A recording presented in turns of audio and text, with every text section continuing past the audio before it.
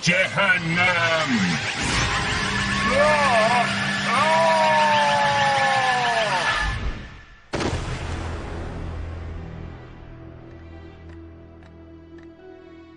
Ben 10 serisinde Ultimate Ekoiko Agregor'u gerçekten yenebilir miydi? Çünkü Agregor yenildikten sonra Ben 10'ın Ultimate Ekoiko sayesinde Ultimate Kevin mutasyonunu durdurmayı başarmıştı. Evet, bugün sizlerle birlikte tüm bu olayların hepsini derinlemesine konuşacağız, ancak videomuza geçmeden önce like atmayı, kanalımıza abone olmayı ve bildirimler butonuna basmayı unutmayalım. Ayrıca bana ve kanalıma destek olmak adına videolarımıza hype puanı gönderebilirsiniz. Evet, eğer hazırsanız hemen videomuza geçelim.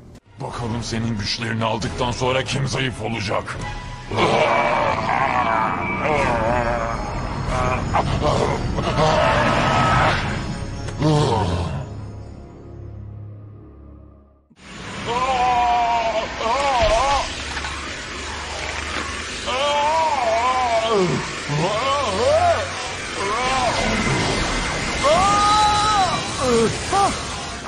Doğruyu söylemek gerekirse Ultimate Ekoiko'nun Agregor'u gerçekten yenip yenemeyeceği sorusu Ben 10 Ultimate Alien serisindeki güç dengelerini anlamak açısından önemli bir konuydu. Düşündüğümüz zaman Agregor 5 farklı Andromeda uzaylısının güçlerini emerek neredeyse yenilmez hale gelen bir varlıktı. Serinin ilerleyen bölümlerinde Agregor paradoksunda bahsettiği gibi bebek bir uzaylı X'in güçlerini kullanarak mutlak güce ulaşmak için bir plan yapmıştı. Bu plan sayesinde onu galaksiler arası ölçekte büyük bir tehdide dönüştürecekti. Seride Ben Tennyson ve ekibi Agregor'u defalarca durdurmaya çalışmıştı. Ancak onu doğrudan fiziksel bir dövüşle yenmek imkansızdı. Ben, Kevin ve Gwen birlikte savaşsalar da başarılı olamadılar. Sonunda Kevin, Agregor'un güçlerini kendine emerek onu yenmeyi başarmıştı. Ancak bu Kevin'in kontrolsüz bir mutasyona uğrayıp delirmesine yol açmıştı. Agregor'un yenilmesinden sonra Kevin onun güçlerini emdiği için çok daha güçlü ve öfkeli bir hale gelmişti. Normal Kevin gibi değildi. Tamamen mutasyona uğramış, akıl sağlığını yitirmiş bir canavar haline gelmişti. Herkesi yok etmeye çalışan Ultimate Kevin'i durdurmak için Ben 10'ın son çare olarak Ultimate Ekoiko'ya dönüşerek onu sonik dalgalarla etkisiz hale getirmişti. Ancak bu noktada önemli bir detay var. Ben 10'ın Ultimate Ekoiko'yu kullanarak Ultimate Kevin'i yavaşlatabilmişti. Bölümün devamında ise Gwen, Cooper ve Darkstar'ın yardımıyla onu eski haline döndürmeyi başarmışlardı. Ancak burada şunu netleştirmemiz lazım. Ultimate Kevin Agregor'dan bile güçlüydü, çünkü Agregor'un sahip olduğu tüm güçleri emmişti. Sahneyi dikkatli izlerseniz Ben 10'ın Ultimate Ekoiko sayesinde Ultimate Kevin'i fiziksel anlamda yenememişti. Sadece onu zayıf düşürdü ve Gwen'le işbirliği yaparak eski haline döndürmüştü. Peki Ultimate Ekoiko Agregor'u gerçekten yenebilir miydi? Açıkçası buna kesin bir cevap vermek zor. Ama seride gördüğümüz kadarıyla fiziksel bir savaşta Ultimate Agregor'u yenmesi mümkün değil gibi görünüyor. Seri içinde Agregor'un fiziksel dayanıklılığı aşırı yüksekti ve bunu bize defalarca kez göstermişlerdi. Adam İnsanazor'un delirmiş formundaki halinden defalarca kez yumruklar yemiş olmasına rağmen bile hiçbir şey hissetmediğini söylemişti. Elinden gelen bu kadar mıydı? Çünkü hiçbir şey hissetmedin.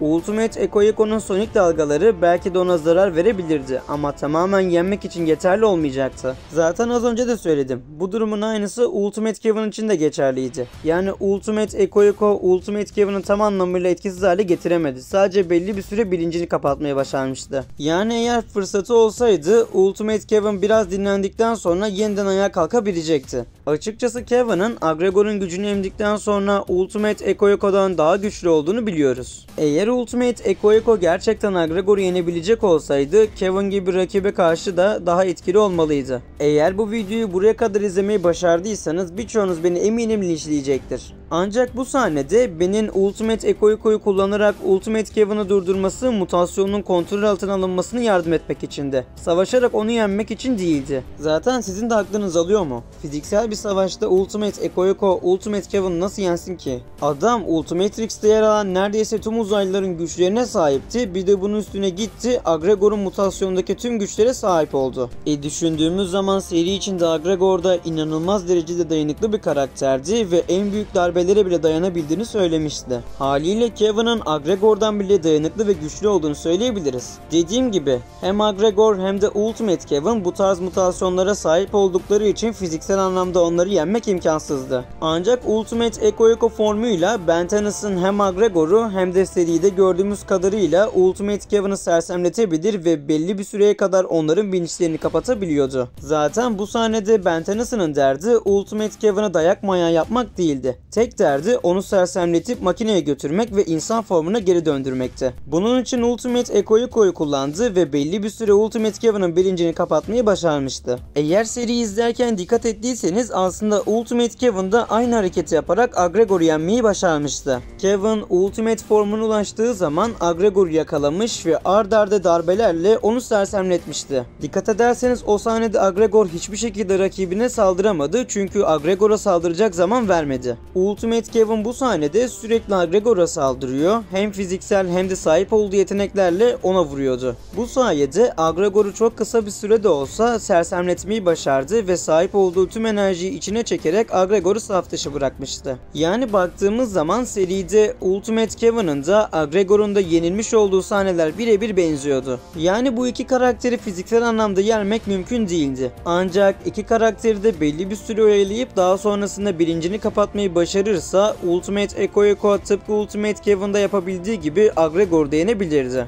Ama her zaman dediğim gibi bunu savunuyorum. Ultimate Kevin ya da Agregor gerçekten fiziksel anlamda yenilmesi oldukça zor karakterlerdi. Hatta neredeyse imkansızdı. Ben Tennyson artık son çare olarak Ultimate Eko'nun sonik cehennem gücüne güvendi ve onu sersemleterek insan haline döndürmeyi başarmıştı. Demin de söylemiştim. Ultimate Kevin ve Agregor'un aslında yenilmiş olduğu sahneler birbirine fazlasıyla benziyordu. Onları sadece sersemletmek ve sonra da tüm güçlerini çekmek gerekiyor. Bunun dışında onları fiziksel anlamda yenmek neredeyse imkansız, hatta böyle bir imkan bile yoktu. Eğer her şeyi tam anlamıyla özetleyecek olursak, Ben Tennyson Ultimate Eko ile Ultimate Kevin'i yenmemişti. Sadece etkisiz hale getirmişti. Eğer Agregor'a karşı savaşsaydı muhtemelen yenilirdi çünkü Ultimate Eko'nun gücü Ultimate Kevin'e bile tam anlamıyla yetmiyordu. Sadece çok kısa bir süreliğine de olsa onu sersemletti ve bayıltmayı başardı. Ultimate Kevin Agregor'dan daha güçlü olduğuna göre Ultimate Eko'nun Agregor'u yenmesi de pek olası görünmüyor.